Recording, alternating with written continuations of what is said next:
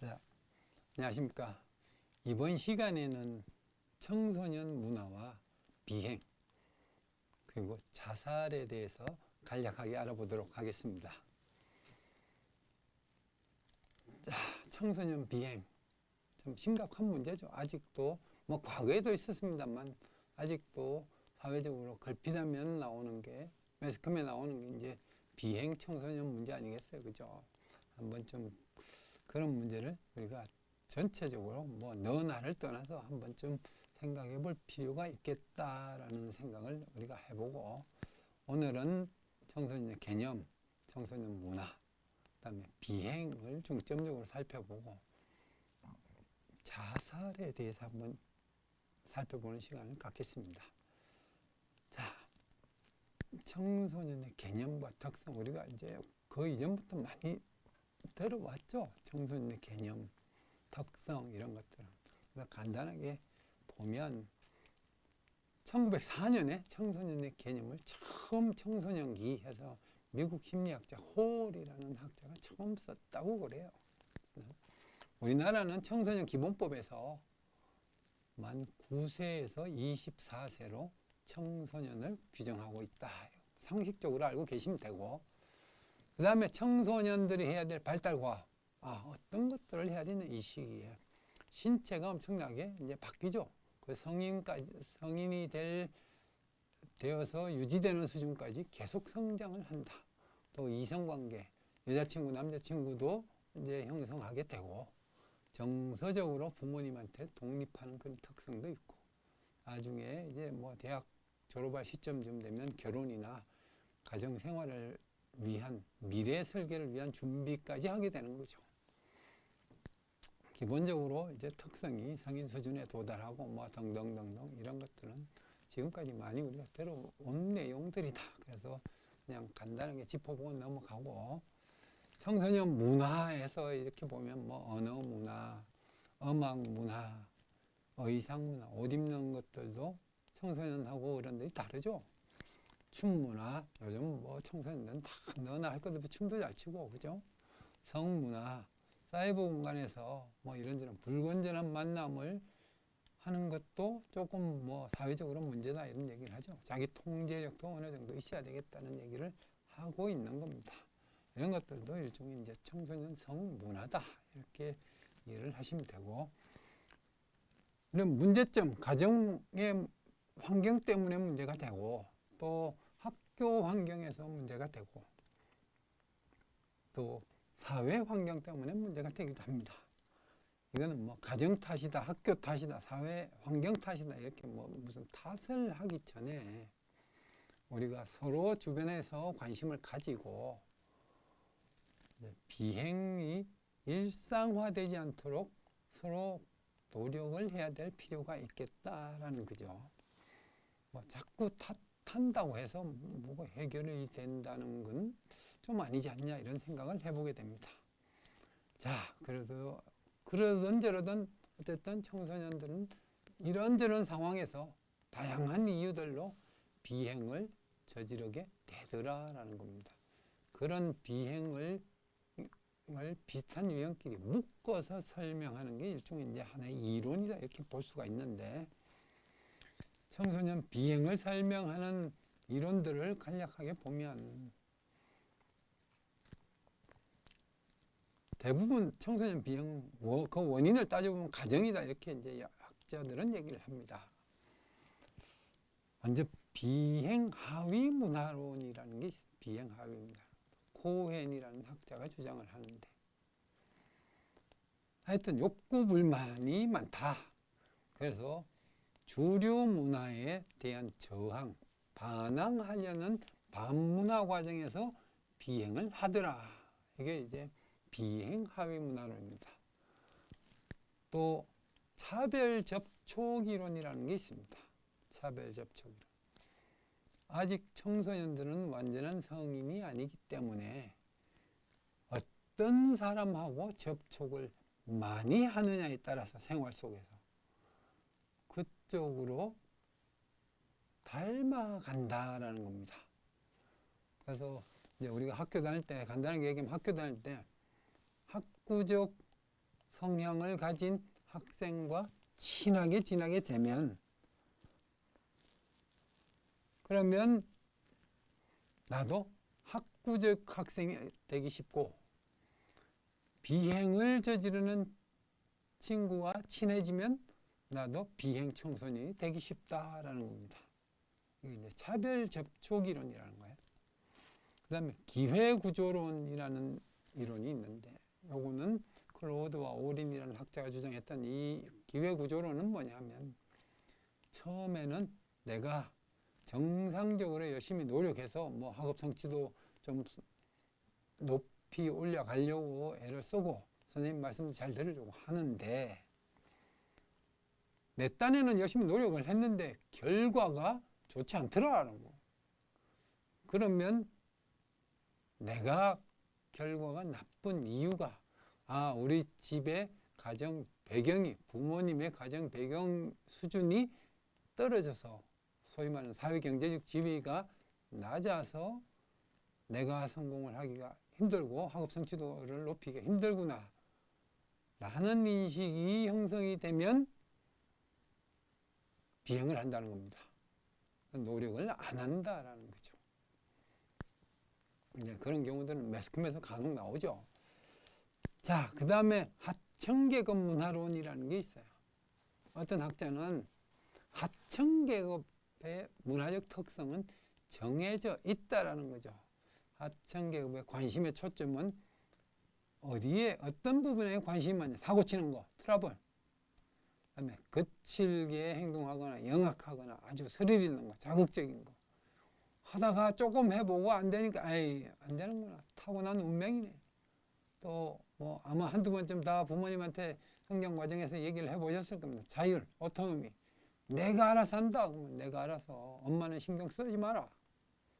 이런 것들이 다 하청계급의 어떤 관심사라는 겁니다.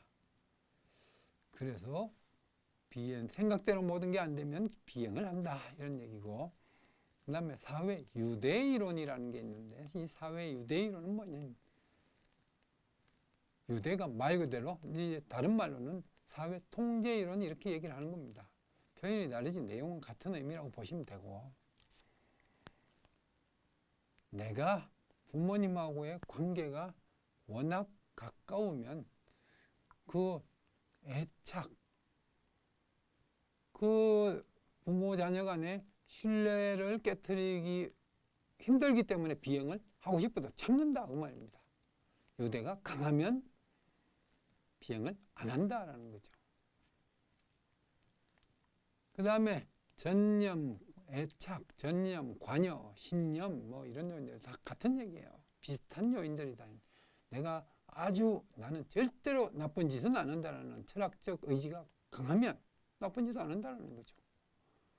그 다음에 공부할 시간이 뭐 하고 싶은 게 많아서 공부할 시간이 부족하면 나쁜 짓 할 시간이 없다. 시간이. 관여예요, 관여.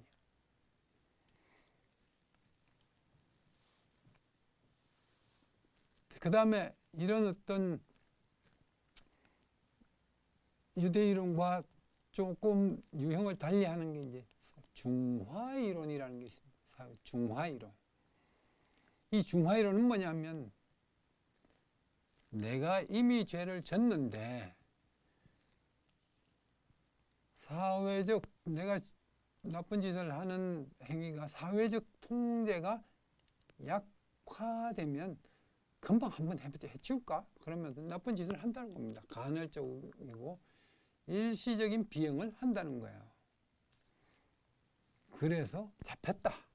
경찰한테 잡히거나 이러면 어떤 주장을 하게 되냐. 중화의 기술. 정화의 기술. 이게 중요한데. 중화의 기술. 책임 분야. 내 책임 아니다. 나보다 더 나쁜 사람도 많지 않냐. 선생님도 알고 보면 나쁜 짓 많이 했지 않냐는 식으로 이제 반론을 제기하면서 나의 어떤 죄를 희석시키려는 노력을 한다라는 겁니다. 이게 중화라는 거예요. 중화.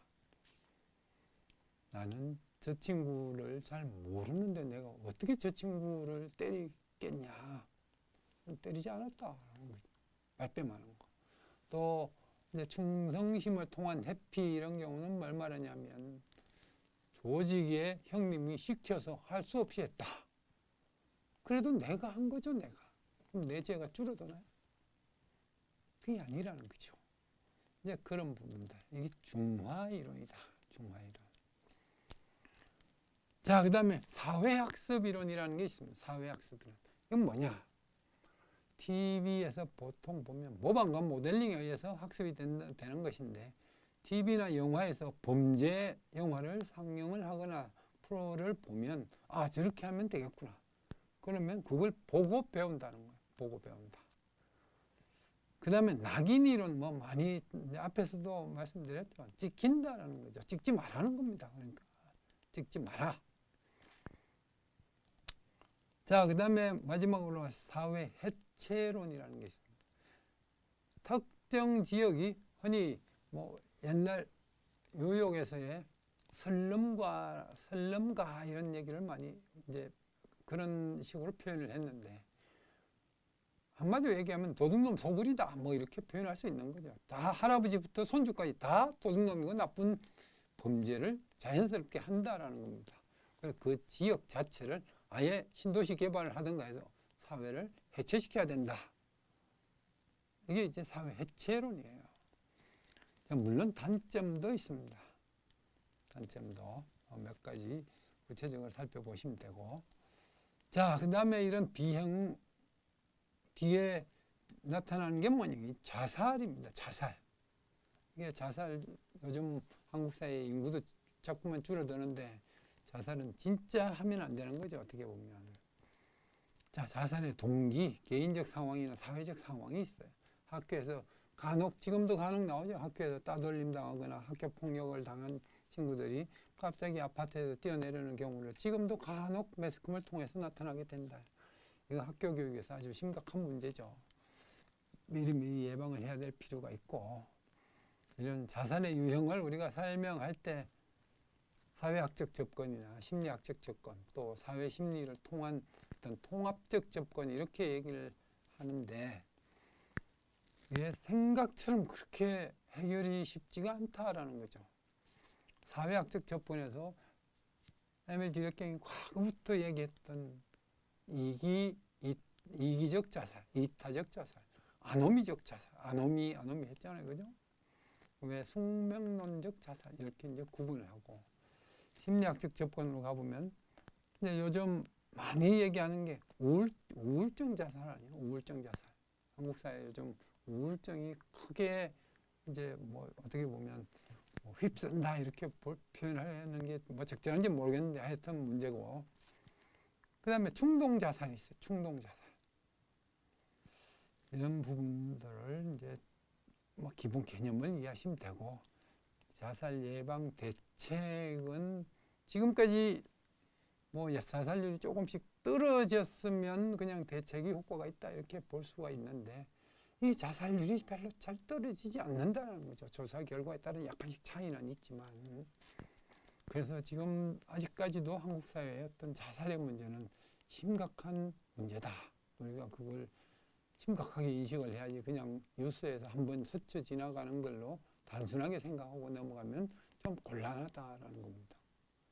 자살의 사례를 간략하게 보시면 베르테르 효과라고 해서 2005년에 이현주 씨가, 연예인 아시죠? 자살했을 때 495명부터 시작해서 최진실 씨 2008년에 1008명이 따라 죽었다 이런 경찰적 통계가 있습니다. 이런 자살률은 아직까지 2017년까지 왔음에도 불구하고 아직 뭐 우리가 그렇게 떨어졌다 이렇게 말하기는 좀 그런 어떤 현실적 상황이 있다라는 겁니다. 우리가 심각하게 이해를 해야 된다라는 말씀을 꼭 드리고 싶고요. 자, 그럼 오늘은 청소년의 개념, 문화, 비행이론과 자살에 대해서 간략하게 살펴보았습니다. 자, 그럼 다음 시간에는 학교와 사회에 대해서 알아보는 시간을 갖도록 하겠습니다. 수고하셨습니다.